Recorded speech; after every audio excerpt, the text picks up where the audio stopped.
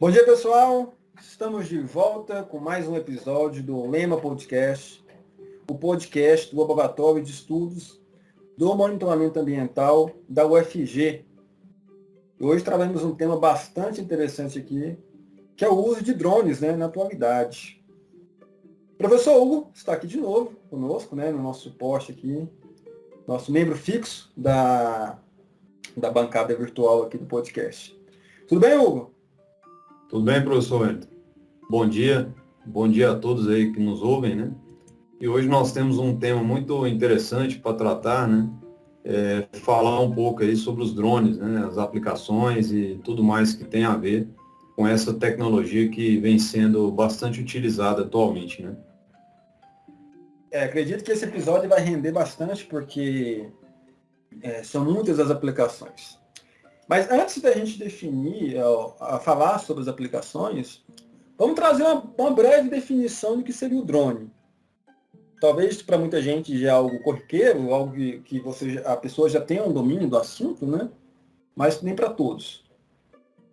Bem, no Brasil, nós temos um conceito de drone interessante. Que é aquele veículo que você consegue fazer o controle de maneira remota, né? Temos até um termo para isso também, chama-se VANT. E são veículos aéreos não tripulados. Ou seja, você controla via um controle de transmissão, de radiotransmissão. Logicamente, tem uma área de influência, de abrangência desse sinal do rádio, e vai conseguir fazer com que você consiga captar fotografias ou até filmagens, dessas áreas.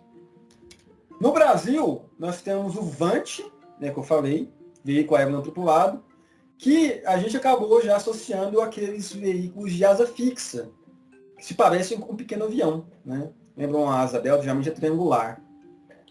E temos o drone mesmo, que é aquele equipamento multirotor, geralmente quatro rotores, hélices, que decola e pousa na vertical. Interessante que muita gente não sabe, talvez, é que drone não é uma sigla. Drone é um apelido. Drone em inglês significa zangão. O inseto lá, aquele que fecunda a abelha rainha. Devido ao zumbido do zangão ser alto e lembrar muito o mesmo barulho do equipamento. Então, no Brasil, nós temos, quando falamos de drone, já imaginamos o quadrirotor, multirotor. E falamos de VANT, já imaginamos os veículos de asa fixa.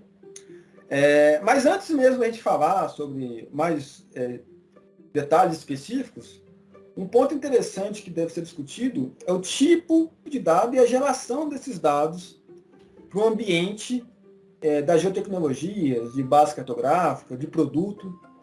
Professor Hugo, fala um pouco para a gente sobre essa questão dos dados. O que pode ser gerado, quais são os potenciais, os usos potenciais dos drones para a gente. Sim. É importante a gente notar, que cada tipo de trabalho, ele tem uma especificidade diferente, Então, eu poderia pensar, por exemplo, na atualização de uma base cartográfica de uma cidade para um uso, por exemplo, do cálculo do IPTU, Eu acho que muitas pessoas não sabem, mas há um tempo atrás, toda essa base cartográfica era atualizada com aeronaves, com o uso de aerofotogrametria. A gente poderia até pensar em lançar a mão de imagens de satélite para poder fazer isso, mas nós temos também a opção do drone, e principalmente em municípios que são pequenos, e aí você tem um custo-benefício muito melhor para poder realizar essa atualização cartográfica.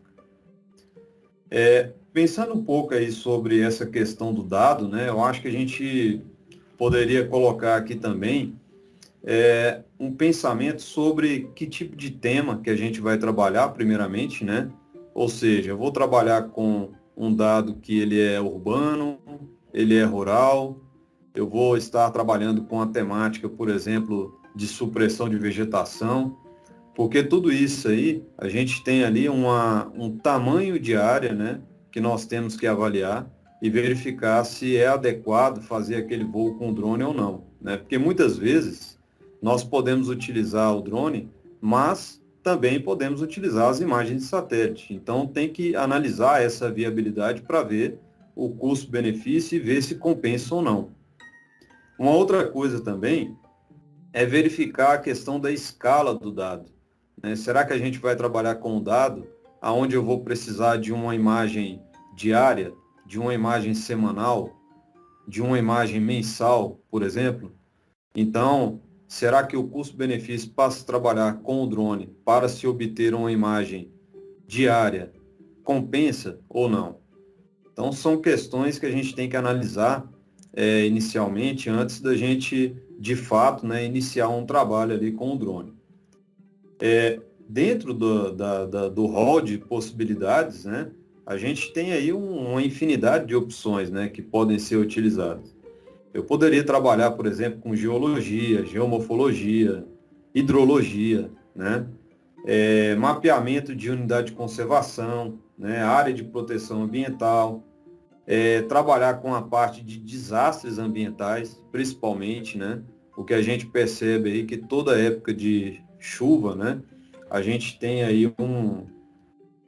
um problema muito grande, né, com deslizamentos de terra e tudo mais, e essas áreas elas ficam inviáveis, né, de se mandar uma pessoa para verificar o tamanho do estrago que ocorreu ali, seja em deslizamento de terra, seja em grandes terremotos, né, e várias outras questões aonde o drone ele vai entrar como uma ferramenta essencial, né, de mapeamento daquela região, auxiliando aí o corpo de bombeiros, né, e todo o resgate. Na área de supressão de vegetação, né, assoreamento e erosão, e também de disposição de resíduos, né, nas cidades. Então, assim, são várias as aplicações que a gente poderia citar, né, e eu acho que ao longo da nossa conversa aí a gente vai desenvolvendo bem essa fala aí, né. É interessante.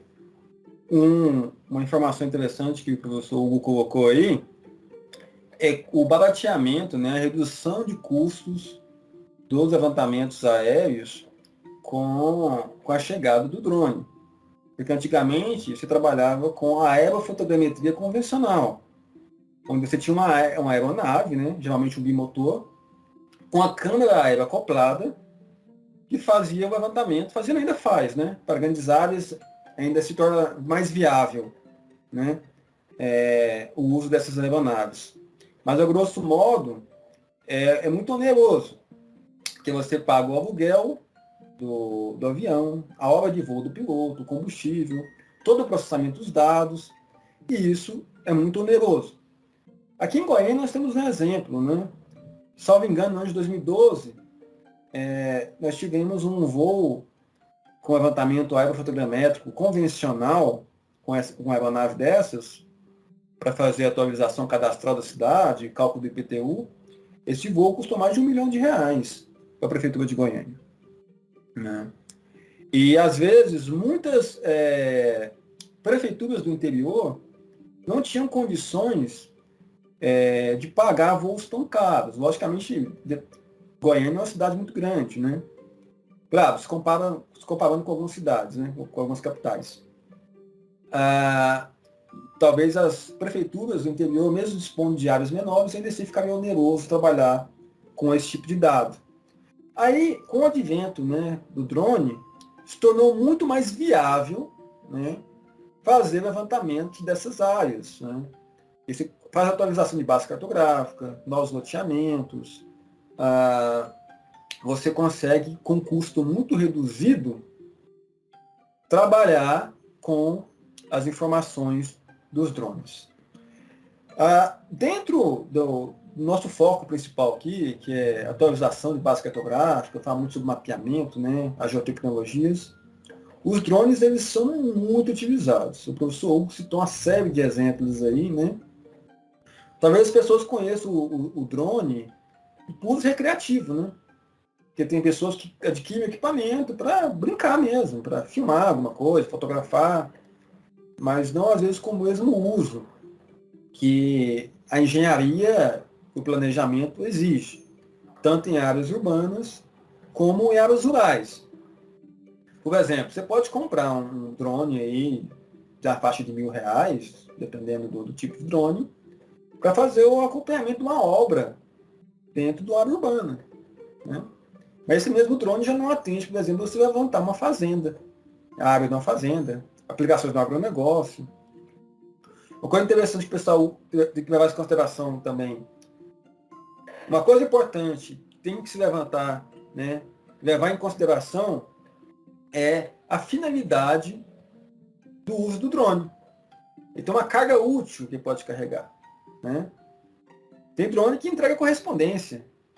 Tem drone que carrega pesticida no agronegócio para fazer pulverização.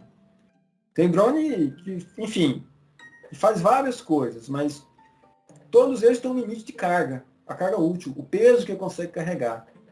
Então, a escolha da aplicação que você vai ter com o drone depende muito, né, que você tenha um equipamento bem específico. Professor Hugo, você consegue lembrar aí de mais aplicações do drone aí para gente? Na verdade, o que me veio em mente aqui é uma questão assim, mais de perspectiva, né? Sim.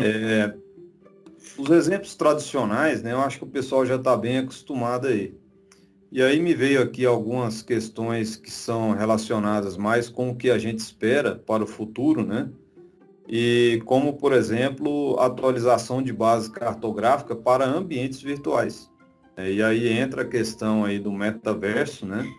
Que é um ambiente virtual, né? Que vai ser em breve, né? Assim, a gente espera muito bem disseminado, né? E a partir do momento que essa realidade começar a se tornar viável, né? A gente pensa em como trazer o mundo real para dentro desse ambiente virtual. Porque daí a gente vai ter várias aplicações disso, né? Uma delas poderia ser a gente trabalhar numa área de risco sem colocar as pessoas em risco. Você poderia, por exemplo, fazer a visita a um vulcão sem que você precisasse estar lá, né, fisicamente. Para isso, o que poderíamos fazer, né? Colocar equipamentos para poder fazer um monitoramento a laser de um determinado local, né? Logicamente que respeitando as limitações, né? Porque um drone não vai chegar perto da lava, né? Mas até um certo ponto ele consegue fazer um mapeamento à distância. E aí levar esses dados, né? Que são relacionados aí com coordenadas tridimensionais para dentro de um ambiente virtual. E dali você poderia gerar estudos, né, geológicos, né, e tudo mais. Dentro das cidades, a gente poderia pensar no mapeamento a laser, né, utilizando um drone para a atualização dessa base cartográfica num ambiente virtual e relacionar isso com diversos planejamentos urbanos, né, fazendo simulações antes de tornar isso real nas cidades. Então, é uma perspectiva muito interessante, só que vai depender da qualidade do dado que está sendo gerado, né, naquela base cartográfica. Então, acho que o drone, nesse sentido, né, ele vai ter um uso aí bem interessante e principalmente, né, o mapeamento a laser, né, feito por drones, ele vem muito nesse sentido de tentar melhorar, né, a qualidade do dado que a gente está utilizando. É interessante, né, a gente pensar o quão promissor é o uso desses dados levantados por drone. A grande maioria das pessoas, quando se fala de drones, eles associam apenas a fotografia aérea, né? Seja a filmagem, seja a tomada da fotografia. E não pensa na possibilidade de esses drones carregarem cargas úteis de equipamentos para monitoramento diversos, né? Você pode ter um sensor aerotransportado para medir a qualidade do ar, poluição sonora. Você pode trazer equipamentos que meçam, né, e gerem modelos digitais de terreno, representando o relevo, né? Modelo digital de terreno, de elevação, de superfície. Modelos tridimensionais. A indústria dos videogames, por exemplo, já utiliza, né, o mapeamento de áreas, né, reais, representando aí elas depois num ambiente virtual. Quando se fala aí do metaverso, que o professor Hugo falou, esse assunto já é recorrente aqui nos nossos episódios, né? Vez ou outra a gente toca nesse termo aí do metaverso, que é você ter aí um potencial de imersão cada vez maior dentro do ambiente 3D, cada vez mais realístico, né? E com dados mais precisos possível. Então, o uso dessa tecnologia ele é muito promissor. Quando se fala do uso convencional, né, dos drones, muito se pensa no uso recreativo mesmo, né? Muitas pessoas nem fazem homologação do seu equipamento na ANAC, né, que é a Agência Nacional de Aviação Civil. Quando você vai partir para o uso comercial, você tem que fazer a homologação, o cadastro da sua aeronave e tudo mais, né?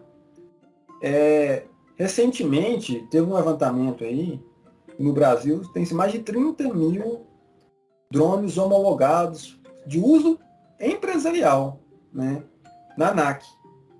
Então, são drones que foram cadastrados para uso de atividades diversas.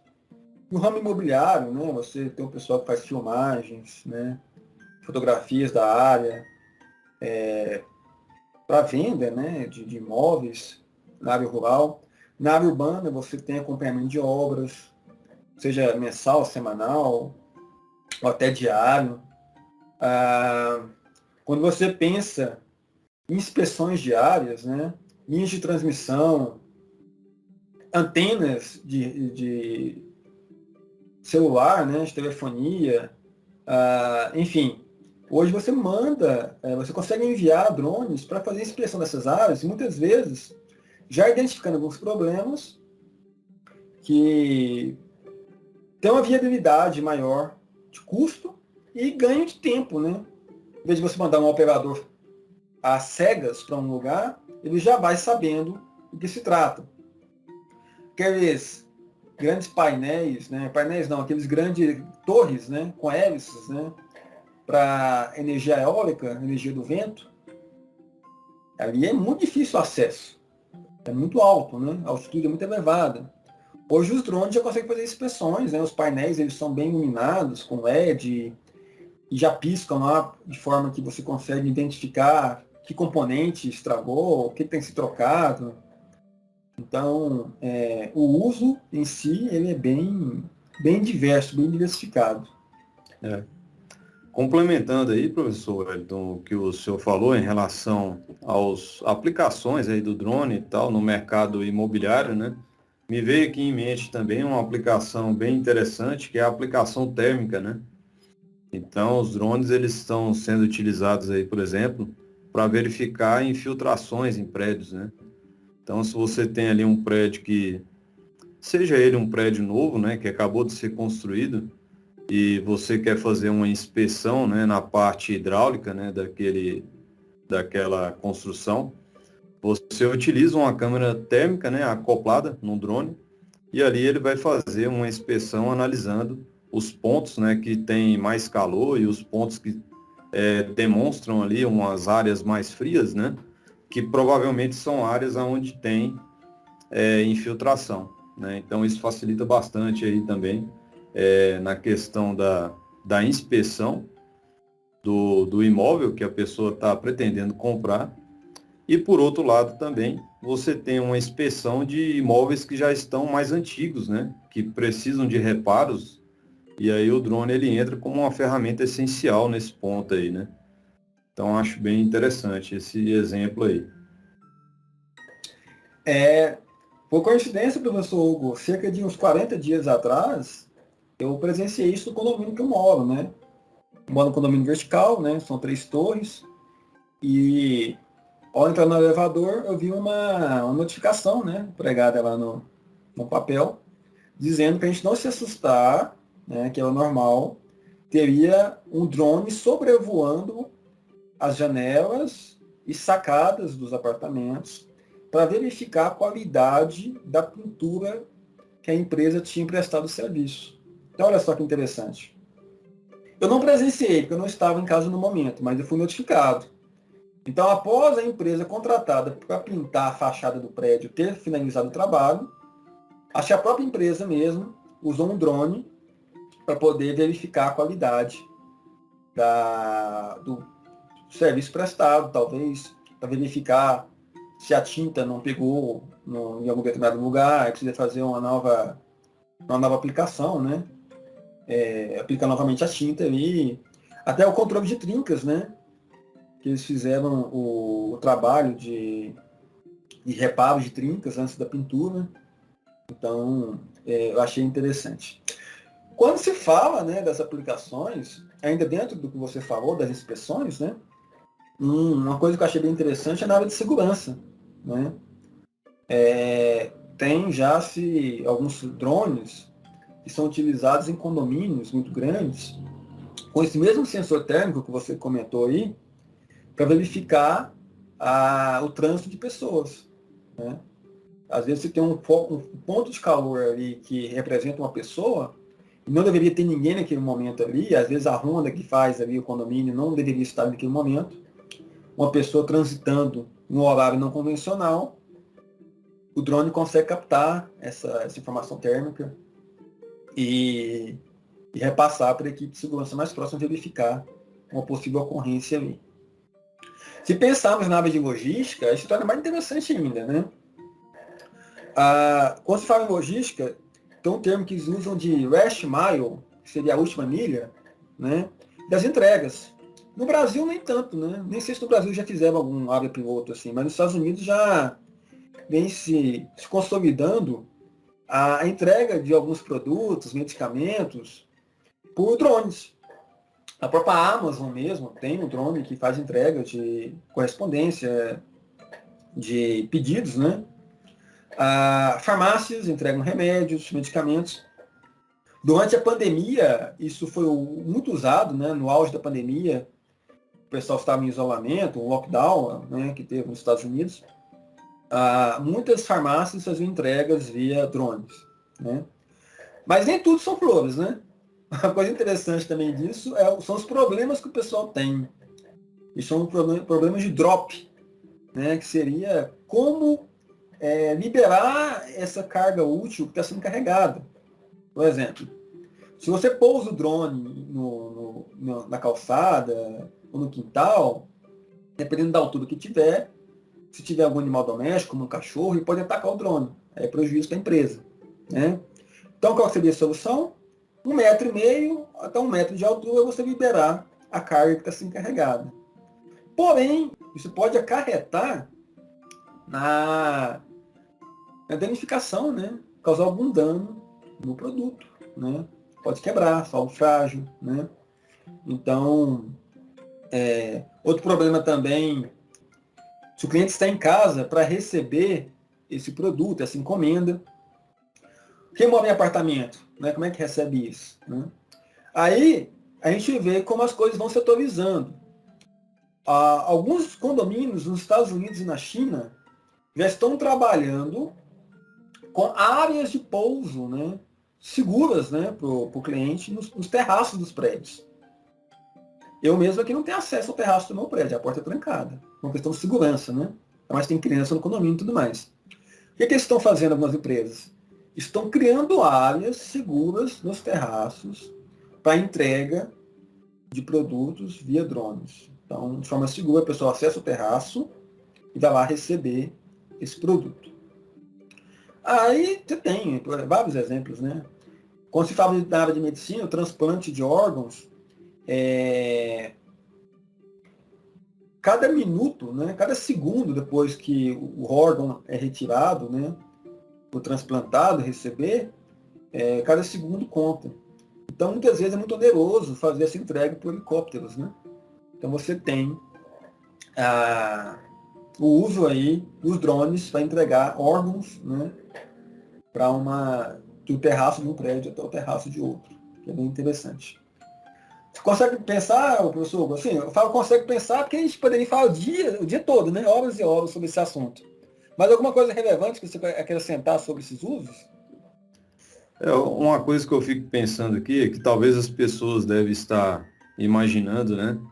Que, tudo bem, né? A gente está aqui com o nosso assunto-alvo, né? Que são as geotecnologias. Mas o que, que tem tudo isso aí que o professor Wellington falou, né? Tem a ver com as geotecnologias e com o geoprocessamento, né?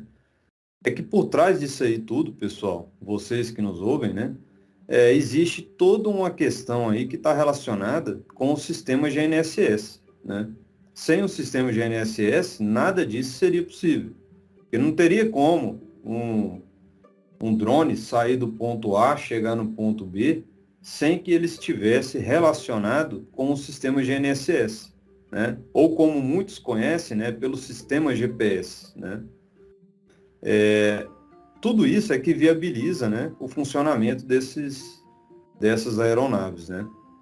Então, acho que a relação entre o que a gente está falando aqui e o geoprocessamento está diretamente ligada com o sistema GNSS, que é o de posicionamento global. E a base cartográfica também é muito importante, né? Que muitos drones, eles precisam de uma área mapeada. Já temos os drones que utilizam inteligência artificial, né? Para detecção de algumas áreas inspecionadas, né? Na área de logística, é muito utilizado o controle de estoque. Então, mesmo que esteja dentro de um ambiente fechado, não deixa de ser uma base cartográfica que está ali. Todos os corredores são mapeados, assim como as ruas são mapeadas, as quadras, os lotes. Quando se fala de uso de drones em áreas restritas, se faz necessário o mapeamento prévio, né, dessas áreas, principalmente para o uso autônomo. Quando se fala, por exemplo, nessas grandes empresas, né, esses galpões que têm vários objetos empilhados ali, foi feito um mapeamento de cada bloco ali de armazenagem, cada galpão específico, e ali o drone, hoje em dia, ele consegue fazer um voo, né? Então a gente chama de estoque verticalizado, né, que é aquele empilhamento de várias caixas. Em vez de mandar uma pessoa fazer a leitura, inspeção, o drone passa rapidamente, a câmera consegue reconhecer o código de barra dessas áreas, ou desses produtos, em grandes áreas, e com isso mapear de forma muito rápida, muito efetiva. Inclusive com voos noturnos, autônomos, né? Justamente para não ter perigo de, se alguma aeronave dessa chegar a cair e machucar um prestador de serviço da empresa, um empregado. Então, se faz aí um uso bem interessante dessas aplicações. No agronegócio mesmo, né, dependendo da carga útil que você tem do drone, que seria o quanto que ele consegue carregar de peso, né, suportar de carga, você teria aí, por exemplo, a possibilidade de aplicações de pesticidas em lugares bem pontuais, né? E consegue gerar ali uma informação, né, mapear aquela informação, depois voltar até aquele local e aplicar ali, pulverizar uma área específica. Lógico que não é como um grande avião que vai pulverizar grandes áreas, mas pontos que às vezes seriam inviáveis ou praticamente impossíveis de identificação se não fossem vistas por cima, por fotografias aéreas. Quando você tem uma chuva muito forte também, controle de danos, o professor Hugo falou, né? O controle de desastres, né? Que é comum o uso de drones. Quando você tem uma chuva muito forte, em algumas áreas de cultura, né, de plantação, é comum fazer uma inspeção visual dessa área com os de drones, em questão de tempo e questão de amplitude, né, de alcance dessas histórias. É. E assim, só complementando o que o professor Ayrton colocou aí, né? Essa área de agricultura de precisão é sempre uma área assim muito interessante, né? Porque primeiro que a gente pensa o seguinte, né? Essas áreas pontuais, né, que elas são trabalhadas, elas elas são fruto, né, de um mapeamento prévio, né? Esse mapeamento prévio, então, envolve ali todo um trabalho, né, de sensoriamento remoto, de geoprocessamento, né, de simulações, de índices, né? Então, tudo ali tem uma base de conhecimento por trás que vai gerar para a gente um mapa aonde tem ali os principais problemas, né, de uma determinada lavoura. E esses problemas é que vão apontar ali para a gente os locais que precisam ser tratados, né? Então, por isso que se chama agricultura de precisão, né? E a precisão ela entra exatamente porque ali você vai ter uma coordenada geográfica onde você vai parar o seu drone ali em cima e vai aplicar somente naquele local que está precisando ali de um determinado tratamento, né? Uma outra coisa também que é importante a gente destacar aqui é que o drone, né, a gente pode controlar a altura de voo desse drone.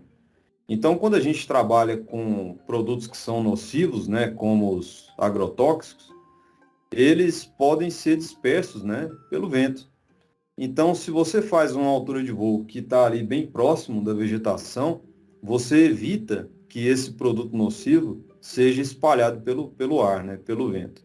Então, uma questão muito interessante e que tem um uso muito, vamos dizer assim, preciso mesmo, né? Dentro da área aí da agricultura, né? Beleza. Professor, eu acho que nós podemos passar agora aqui para as perguntas dos alunos, né? Vou colocar aqui no ar primeiro. Existem fatores que influenciam negativamente o trabalho com drones? Quais seriam eles? Ok. Bom, eu acho que, primeiramente, obrigado pela pergunta, né? Dos nossos alunos. Eu diria que a gente não tem, assim, fatores negativos, né? Mas eu diria que a gente tem mais limitações, né? Dentro desse ramo aí de trabalho. Uma questão é verificar, por exemplo, como eu falei lá no início, né? Qual o tamanho da área que vai ser mapeado, né? Porque o drone ele tem ali uma carga útil, né? De bateria e a gente não conseguiria, por exemplo, mapear uma área muito grande, né? Utilizando ali apenas um drone, né? Poderia ser feito? Eu diria que sim, poderia. Mas será que isso seria viável? Eu acho que aí a gente teria que pensar por aí, né? Porque eu poderia ficar, sei lá, um mês, 2 meses, 3 meses fazendo um mapeamento. Mas isso acaba que não é muito viável, né? Uma cidade do tamanho de Goiânia, por exemplo, o ideal seria fazer um voo aerofotogramétrico, porque por mais que a gente tenha ali um valor muito mais elevado, né, em relação a esse trabalho, né, mas você teria uma autonomia muito maior ali para poder realizar esse tipo de trabalho, né? Então, acho que tem algumas limitações, né, em relação a vários aspectos que vão influenciar no trabalho do drone, né, e a gente teria que pensar mais nessas questões limitantes, né, e não como aspectos negativos, né? Então, acho que tudo é uma questão de planejamento, eu diria. Sim, sim. Complementando o que o professor Hugo falou, áreas muito grandes vão exigir uma maior cobertura e que muitas vezes se torna inviável com equipamentos com autonomia de voo reduzidas, né?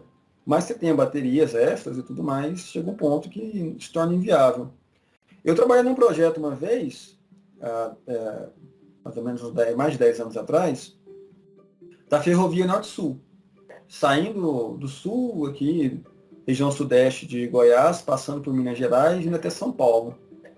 Ali, a empresa contratada na época, com aerofotogrametria convencional, ela fez um voo de vários municípios para que a gente pudesse calcular o melhor traçado dessa ferrovia, né? Esse é um exemplo, por exemplo, de uma aplicação de dados aéreos, fotografias aéreas, que seria praticamente impossível fazer com drone, né? Por causa do tempo, da autonomia, e da qualidade. A qualidade dos dados nem tanto, né? Mas seria mais a questão da cobertura desses dados. Temos mais uma pergunta aqui. Gostaria de saber qual equipamento é mais recomendado, qual drone é mais recomendado para a nossa área de trabalho? Bem, eu vou responder essa. É interessante essa questão da nossa área de trabalho. Qual seria a nossa área de trabalho? Né? Quando se fala de engenharia, tem pessoas que trabalham na área rural, tem pessoas que trabalham na área urbana. Quando se fala de área rural, quando se fala de recursos naturais, meio ambiente, as aplicações elas são das mais variadas, até os exemplos que nós já colocamos até o momento aqui. Então, a escolha de um equipamento, né, se vai ser um drone, se vai ser um Vante, se vai ser um drone aí de R$ 1.500, R$ 2.000, ou um drone de R$ 20.000, tudo depende da aplicação. O que você vai trabalhar? Talvez a melhor resposta seria quais são as especificações técnicas, né, que o produto, né, o equipamento que você tem ou pretende adquirir vai te oferecer em quesitos de qualidade da prestação de serviço. Tem pessoas, como eu disse, que ganham dinheiro, né, tem remuneração usando drones para fazer filmagens de casamento, né, filmagens de festas, né, de eventos, shows, né. Tem pessoas que já usam drones para criação e geração, ou até atualização de bases cartográficas, né, gerando novos mapas digitais que possibilitam aí aplicações diversas. Então, a resposta então seria depende, né? Qual a sua área especificamente? O aluno que enviou aqui, eu sei que ele é da engenharia ambiental. Então, dentro da área ambiental, as aplicações são das mais variadas. Controle de desmatamento, controle de erosão, acompanhamento de obras, enfim, você pode pensar em análise multitemporal, né, que fazer acompanhamento de uma área degradada, recuperação de áreas degradadas. Então, as aplicações são diversas. E você vai ter que avaliar o custo-benefício para cada tipo de equipamento desse. Professor Hugo, já caminhando para o final aqui do episódio, você tem mais alguma coisa para acrescentar sobre o tema? Não, acho que a gente colocou aí já vários aspectos, né, várias questões aí sobre os drones. E eu acho que essa área ela ainda vai se desenvolver bastante, né? Principalmente nessa questão da autonomia, né? Eu acho que quando a gente tiver aí baterias, né, que tenham uma melhor autonomia, essa área ela tende a melhorar bastante, né? Porque daí você vai ter uma capacidade maior de mapeamento, né, do que a gente tem hoje, né? Eu acredito que isso aí em breve será resolvido, né? Principalmente com a chegada dos carros elétricos, né? Esse setor de baterias, né? Eles vão se desenvolver bastante. E eu acho que isso vai refletir diretamente também na área dos drones, né? Sim, sim. Acho que a questão-chave hoje do drone é a autonomia de voo, né? Que o drone carregando, não carregando nada, né? Ele tem uma autonomia diferente do que você estiver carregando algo, tiver uma carga ali, um peso, né? Isso diminui muito a autonomia de voo dele.